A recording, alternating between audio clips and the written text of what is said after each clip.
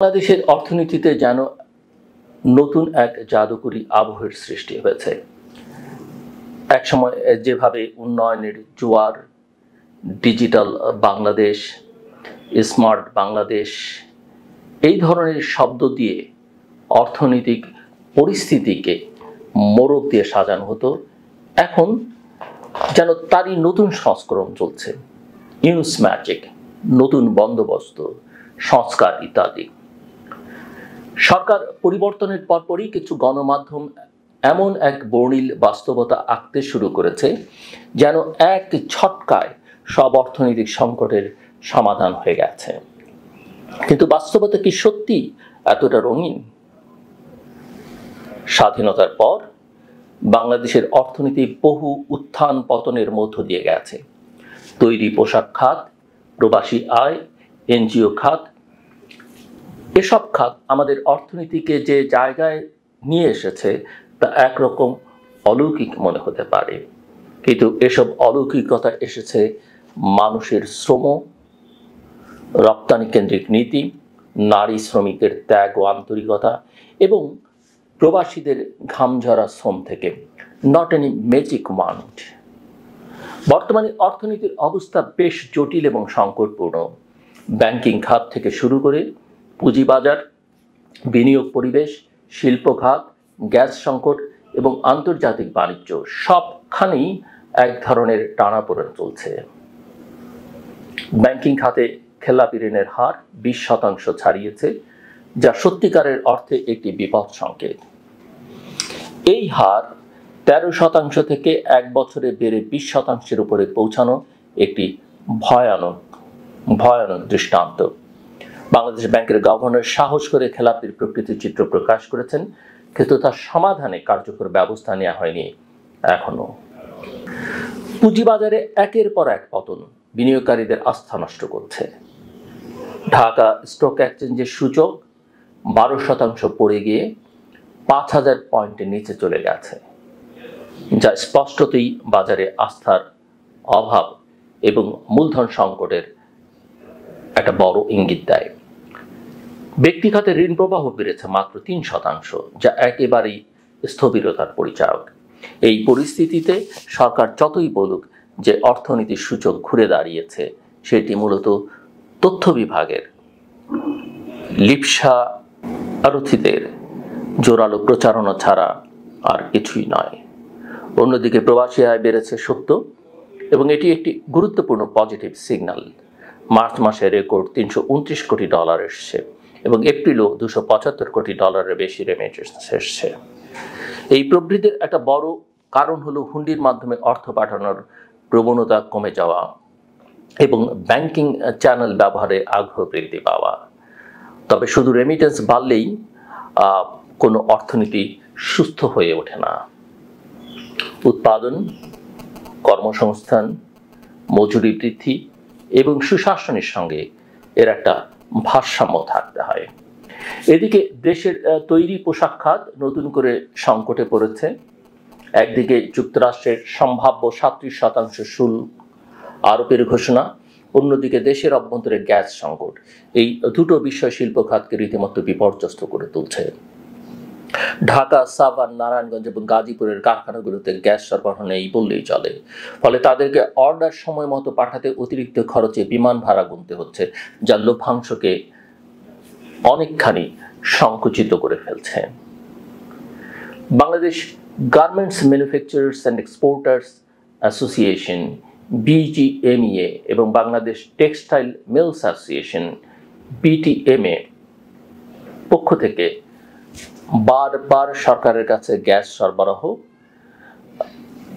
নিশ্চিত করবার দাবি জানানো হলেও আমরা লক্ষ্য করছি যে বাস্তবিক কোনো ব্যবস্থা এখনো পর্যন্ত নেওয়া হয়নি। এর পাশাপাশি ব্যাংকিং খাত থেকে ঋণ পেতে নানা জটিলতা, আন্তর্জাতিক অর্ডার কমে যাওয়া,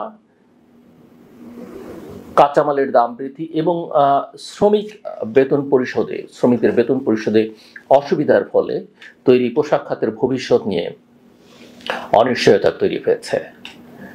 এই খাতের উপর দেশের রপ্তানির প্রায় 85% নির্ভর করে। যুক্তরাষ্ট্রের শুল্ক স্থগিত থাকলেও তা ভবিষ্যতে কার্যকর হলে বাংলাদেশের গার্মেন্টস রপ্তানি চরমভাবে ক্ষতিগ্রস্ত হবে। ডক্টর মোহাম্মদ ইউনূস এই বিষয়ে ট্রাম্পকে চিঠি দিয়ে কিছুটা কূটনৈতিক ভারসাম্য রক্ষা করেছেন ঠিকই, কিন্তু এটি দীর্ঘমেয়াদী সমাধান নয়। শিল্প খাতের জন্য শক্তিশালী জ্বালানি এবং ব্যাংক অবকাঠামো গড়ে না তুললে বড় ধরনের বিপর্যয় ঠেকানো যাবে না। তবে এক জায়গায় বাংলাদেশ ভালো করেছে, এলডিসি থেকে উত্তরণের পথে। জাতিসংঘের 3টি সূচকই বাংলাদেশ উত্তীর্ণ হয়েছে। 2026 সালে চূড়ান্তভাবে এলডিসির তালিকা থেকে বেরিয়ে আসবে বাংলাদেশ। তবে মাথা পিছু আয় বাড়লেও মানব সম্পদ সূচকে সামান্য অবনতি হয়েছে, বিশেষ করে স্বাস্থ্য খাতে। সেখানেই রয়েছে আশঙ্কার জায়গা, কারণ মানব সম্পদ উন্নয়নে দীর্ঘস্থায়ী বিনিয়োগ ছাড়া এই সূচক স্থায়ী উন্নয়ন ধরে রাখতে পারবে না। এদিকে অর্থনীতির উপর চাপ সৃষ্টি করছে বৈদেশিক বাণিজ্যের ঘাটতি, জ্বালানি সংকট, গ্যাস সরবরাহের বিপর্যয় এবং ডলারের মাঝের অস্থিরতা। সরকার ডলার সংকট মোকাবিলার কিছু সফলতা অর্জন করলেও রিজার্ভ এখনো আইএমএফ এর মানদণ্ডে যথাযথ নয়। এই পরিস্থিতিতে একদিকে বিশ্বব্যাংক প্রবৃদ্ধি নিয়ে উদ্বেগ জানাচ্ছে, অন্যদিকে মুডিজ আমাদের ব্যাংকিং খাতকে নেগেটিভ হিসেবে রেট করছে। সবচেয়ে বড় বিপদ সংকেত হলো দারিদ্র্যের হার আবার বাড়ছে। প্রায় 30 লাখ মানুষ নতুন করে অতি দরিদ্র হচ্ছে এবং সামগ্রিকভাবে দারিদ্র্যের হার 30% পৌঁছানোর আশঙ্কা করা হচ্ছে। এর অর্থ অর্থনীতির উন্নয়নের যে গল্প প্রচার করা হচ্ছে তার সঙ্গে বাস্তবতার বিস্তর ফারাক রয়েছে। এই পরিপ্রেক্ষিতে ইউনূস ম্যাজিক এই কথাটি রাজনৈতিক এবং গণমাধ্যম প্রপাগান্ডার এক নিদর্শন।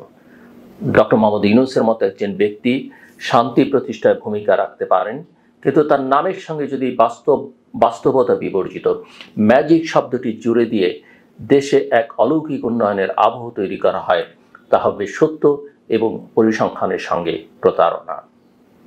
অর্থনীতিতে ম্যাজিক বলে কিছু নেই, আছে শ্রম, সুশাসন, পরিকল্পনা এবং বাস্তবায়নের ধারাবাহিকতা। আমাদের এই মুহূর্তে প্রয়োজন সত্য বলা, সাহসিকতার সঙ্গে সমস্যার স্বীকৃতি দেয়া এবং সকল খাতের সমন্বয় সাধন করে এগিয়ে চলা।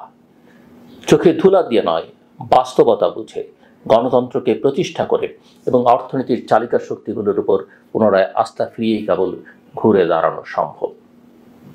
বাংলাদেশের জন্য সামনের সময় সহজ নয়, কিন্তু ম্যাজিক দিয়ে নয়, সঠিক নীতি নির্ধারণ, বাস্তবমুখী পরিকল্পনা ও শ্রমিক কৃষকের কল্যাণ কেন্দ্রিক অর্থনৈতিক দর্শনই পারে এই সংকট মোকাবেলা করে সামনে এগিয়ে নিতে। এই সত্যকে স্বীকার করাই এখন সবচেয়ে জরুরি। আমরা আশা করব নীতি নির্ধারকরা এই জরুরি কাজটা করবেন। শেষ করবার আগে বলি, কথাটা আপনারা সবাই জানেন, আমার কথাটাও সেরকম মনে হতে পারে, কিন্তু আমরা যারা গণমাধ্যমে কাজ করি বা এই ধরনের আলোচনা করি, আমরা সেটা করতে পারি।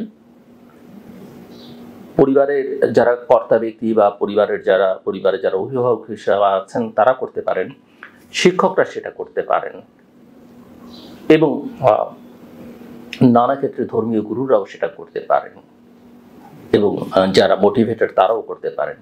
কিন্তু সাধারণভাবে এটা করা উচিত নয়। সেটা হচ্ছে অন্যকে উপদেশ দেয়া। আমাদের মধ্যে একটা সহজাত প্রবৃত্তি বা প্রবণতা আছে, সুযোগ পেলেই আমরা অন্যকে উপদেশ দিই। নিজেও হয়তো চর্চা করি না, কিন্তু উপদেশ দিতে আমাদের চুরি নেই।